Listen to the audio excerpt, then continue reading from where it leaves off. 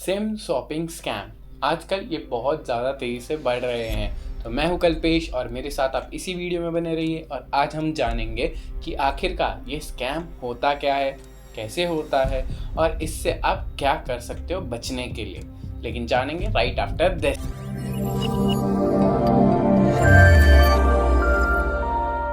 तो सबसे पहले जानते हैं आखिरकार इस स्कैम में होता क्या है। आज की डेट में हमारा फ़ोन नंबर एक बहुत इंपॉर्टेंट एसेट हो चुका है। जितने भी ओटीपी आते हैं, फिर बाद में आपको कहीं पे लॉगिन करना हो या फिर कोई डेबिट कार्ड क्रेडिट कार्ड से ऑनलाइन ट्रांजैक्शन करना हो, हर चीज़ का ओटीपी कहाँ आता है? आपके फ़ोन नंबर पर। अगर फ़र्ज़ कीजिए आपका फ़ोन नंबर ही किसी और के पास चला जाए तो, आपके सारे मैसेजेस उस इंसान के पास चले जाए तो कितना ज़्यादा डेंजरस ये हो सकता है। सही हाथों में तो फिर भी ठीक है, लेकिन स्कैमर्स, हैकर्स इन सब के हाथ में चला जाए तो आपके नेट बैंकिंग का पासवर्ड रीसेट कर सकते हैं, आपके अकाउंट से ईजिली पैसे ट्रांसफ़र कर सकते हैं, किसी भी तरह की उन्हें दिक्कत नहीं आने वाली है। इस चीज़ में भी यही होता है। बेसिकली आपका फ़ोन नंबर उनके पास चला जाता है और उसके बाद में आपके जितने भी एसएमएस हैं वो सारे का एक्सेस उनके पास आ जाता है। इतना ही नहीं, जितनी भी जगह पर ऑथेंटिकेशन की ज़रूरत है वहाँ पे वो लोग ओटीपी और मोबाइल नंबर डाल देते हैं और वो जितने भी ओटीपीज़ हैं वो भी सारे उनके पास आते हैं, जिसके चलते वो ईजिली फ्लो कर सकते हैं, ईजिली ट्रांजेक्शन कर सकते हैं, किसी भी तरह का उन्हें इश्यू नहीं आता है। लेकिन आखिरकार इतनी आसानी से नंबर कैसे चला जाता है? कोई इतना ईजी तो है नहीं।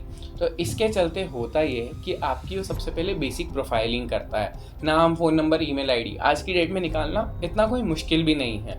लेकिन उसके बाद में कॉन्फिडेंशियल डेटा जो एक्चुअल में एज एन आइडेंटिटी प्रूफ होता है, फिर वो हो सकता है आपका ड्राइवर्स लाइसेंस या फिर आधार कार्ड, पैन कार्ड और भी कई सारी चीज़ें होती है। ऐसी सारी चीज़ों को खोदने लगता है और स्कैमर्स को कहीं ना कहीं से तो आज की डेट में मिल ही जाता है, क्योंकि लोग इंस्टाग्राम, फेसबुक पे इतने ज़्यादा एक्टिव हो गए हैं। बिना सोचे समझे वो लोग कुछ भी पोस्ट करते हैं और उसी के चलते वो ये नहीं समझते कि उनका कॉन्फिडेंशियल डेटा भी ऑनलाइन जा रहा है और इसी के चलते स्कैमर्स इसका गलत फ़ायदा भी उठा सकते हैं। इतना ही नहीं, चाइनीज़ लोन ऐप्स पे भी कुछ रुपयों के लिए वो लोग अपने कॉन्फिडेंशियल इंपॉर्टेंट डेटा अपलोड कर देते हैं किसी भी वेबसाइट या किसी भी ऐप के थ्रू, और ये भी नहीं पता करते कि आखिरकार ये ऐप जेन्युइन है भी या नहीं। और उसी के चलते, क्योंकि अब इसके ऊपर आप लोगों ने अपने कॉन्फिडेंशियल डेटा को अपलोड कर दिया है, तो हैकर्स का यहाँ से ला पाना इतना मुश्किल भी नहीं है।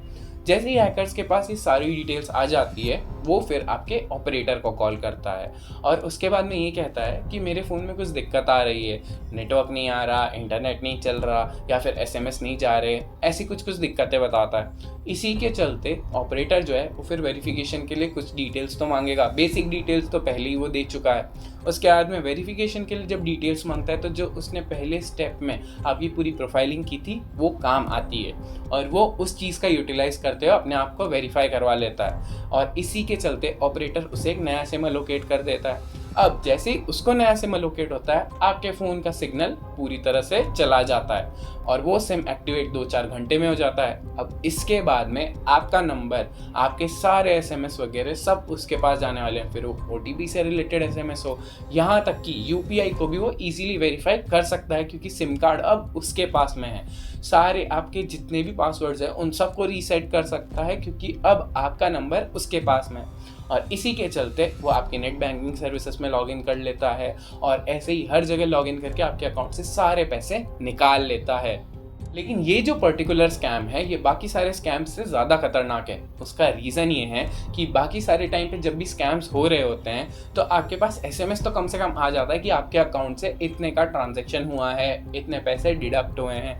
लेकिन इस स्कैम में तो वो एसएमएस भी जो है वो उसी स्कैमर के पास जाने वाला है, तो उसके चलते आपको किसी भी तरह का कोई भी नॉलेज नहीं है। हाँ, अनटिल अनलेस आपने ईमेल सर्विसेज ऑन करवा के रखी हो और आप ईमेल रेगुलरली चेक करते हो, और लेकिन वो भी है कि ईमेल डेली बेसिस पे कोई सुबह से शाम चेक नहीं करता है। वंस इन अ डे या फिर ट्वाइस इन अ डे ऐसे चेक करते हैं लोग। सुबह से शाम ईमेल खोल के नहीं बैठे होते, लेकिन एसएमएस तो जब भी आता है तो नोटिफिकेशन से ही पता चल जाता है कि इतने का ट्रांजैक्शन हुआ है।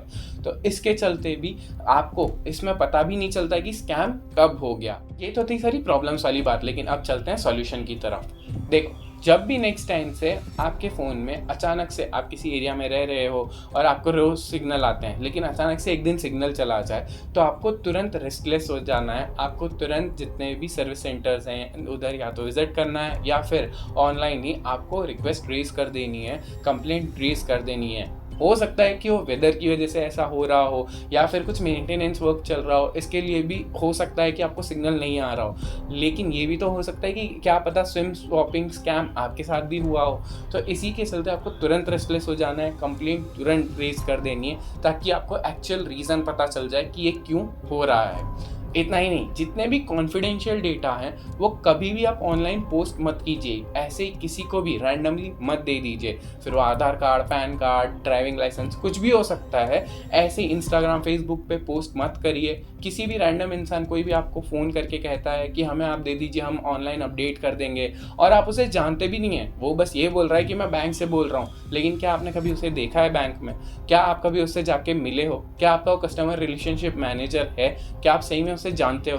बिना जाने, बिना सोचे समझे हम बस खाली अपना काम आसान करने के लिए उन्हें आधार कार्ड, पैन कार्ड इजीली दे देते हैं और उस चीज़ का वो लोग फिर ऐसे ही यूटिलाइज करेंगे। तो इस चीज़ का हमेशा ध्यान रखो कि कभी भी अपने कॉन्फिडेंशियल डेटा को किसी के भी साथ शेयर मत करो, ऑनलाइन वगैरह पोस्ट भी मत करो, क्योंकि इसका बहुत ज़्यादा गलत फ़ायदा उठाया जा सकता है। ये तो अभी सिर्फ सिम स्वैपिंग स्कैम में हो रहा है, ये भी हो सकता है कि एआई टूल्स जितनी तेज़ी से बढ़ रहे हैं तो उसके चलते वो उस चीज़ का, आपके कॉन्फिडेंशियल डेटा का और गलत फ़ायदा उठाए और कल के दिन नेशनल सिक्योरिटी पे भी बात आ सकती है। और इसी के चलते चाइनीज़ लोन ऐप्स भी इंडियन गवर्नमेंट ने बंद किए थे। उससे रिलेटेड वीडियो आप आई बटन पे क्लिक करके देख सकते हैं।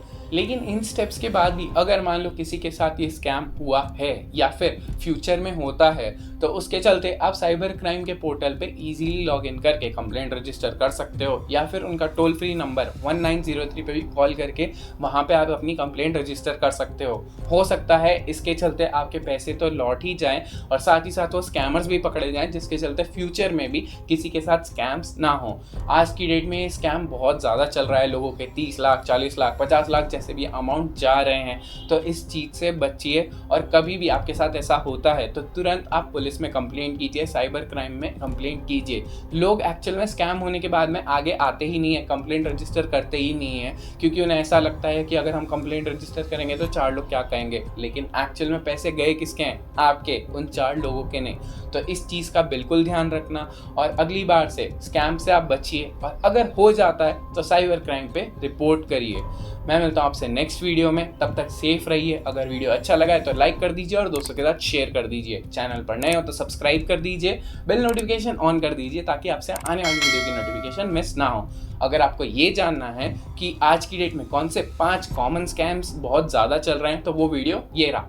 मैं मिलता हूँ आपसे नेक्स्ट वीडियो में, तब तक ये बात हमेशा रखना कि ज्ञान बांटने से बढ़ता है।